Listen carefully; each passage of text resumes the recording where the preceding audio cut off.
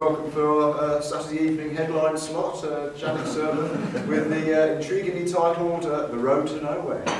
Thank you, Mike. Please do tell me if you can't hear me at the back, because it's very important.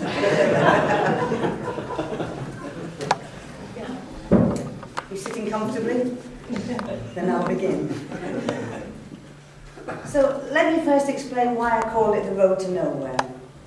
It was because although arriving at the destination is the prime objective of the journey, each step along the way demonstrates our commitment, our intention to do just that. Our nowhere, in the sense of William Morris's News from Nowhere of 1890 and Thomas More's Utopia of 1516, is the place we want to be. It defines the kind of society we want to live in, how we see ourselves in relation to others near and far, and in relation to the world we live in. All aspects, including how we use resources and how we take care of the environment. And it's a place that doesn't yet exist. So if we are in the business of building socialism, heading towards a world socialist society, we must be on that road, the road to nowhere. For me, it doesn't really matter if people come to socialism via head or via heart, or some combination of the two. What's important is that one way or another, they get it. I believe socialism to be the only movement, politics, system, call it what you like, to have the will, the ethos, to address the serious challenges facing the planet and us, its human inhabitants. Not just paying lip service, but having the right principles as its very foundation. I believe our stated aims encompass addressing all the topics that are on people's lips: climate change, peak oil, the food crisis, never-ending war and conflict, terrorism, and the current economic crisis and all its ramifications. We're the only party to reiterate its position consistently and to persistently reveal the underlying reasons for failure in all these areas and others to be linked directly to the system of capitalism in its requirement for constant growth and profit at every stage. I must say, though, how hard it is to have an original thought. Every time I think I've had one, and then I read another book or article, or look at a blog, I find that someone else has already written it. You know, they've already thought it, and they've written it too. So I have to give credit here to umpteen other people to whom I've referred in order to talk to you now. Self-labelled socialists of one faction or another, non-socialists, philosophers, environmental activists, etc., etc., etc. Now, I intend to break this presentation up into 4 sections relating to the journey, which are: what conversations shall we have among ourselves? How shall we remain motivated? Whom shall we meet along the way? And finally, finding common ground and making alliances. So to start is about conversations among ourselves. And my aim here really is to pose questions, however unlikely the answers may prove to be. Questions which may turn out to have no answers, and they may turn out to have lots of answers. The point being to expand the discussion of how we might get there to nowhere.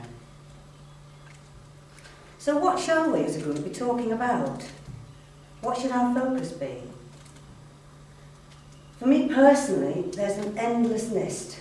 All the things that we have to deal with as human beings and how they affect us, those around us, and the majority around the world, both in general and in particular. For others, the focus will be more specific.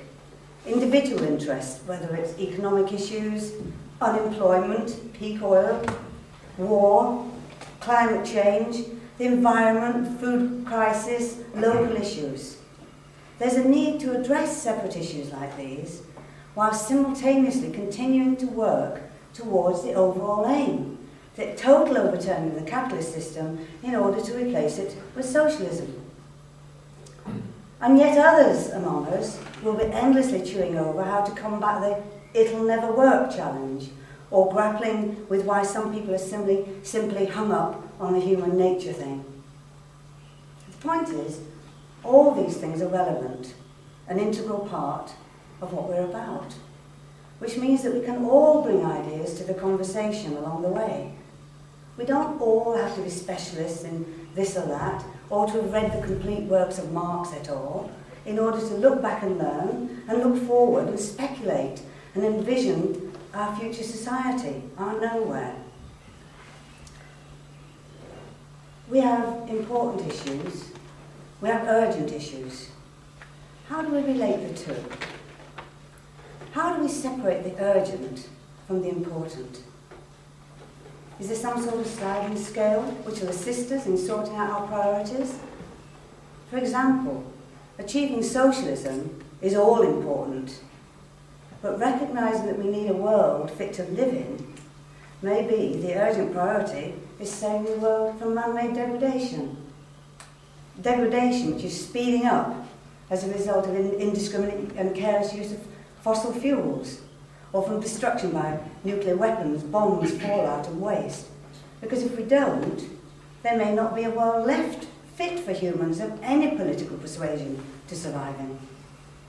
For me, this is something of a chicken and egg situation, and something requiring further discussion. Ken Smith. I looked up Ken Smith. I found a 95-year-old supposed socialist Ken Smith in Durham, who's promoting the ragged trials of philanthropist. I found Ken Smith in Wales, sort of socialist alternative, and this Ken Smith who wrote Free is Cheaper. Oh. This is the Ken Smith I'm talking about now, okay? He wrote of apocalyptic horsemen, booms and slumps, poverty, wars, unemployment, stress, but the shadow of environmental disaster looms over everything, the prospect of end to all human life. Another of his contentions is, or was, that no contributions will come from the undeveloped world to the revolution, because their basic needs aren't being met. Now, this written around 20 years ago is something I shall come back to later on, but meantime I'll just ask, can't we look at the undeveloped world for some good examples of democratic mini-communities? How to organise things at community level? Or, for instance, becoming self-sufficient at food? As far as much of the underdeveloped world is concerned, in the last decade or two there have been many signs of increased political awareness and growing movements linking across the world from the grassroots.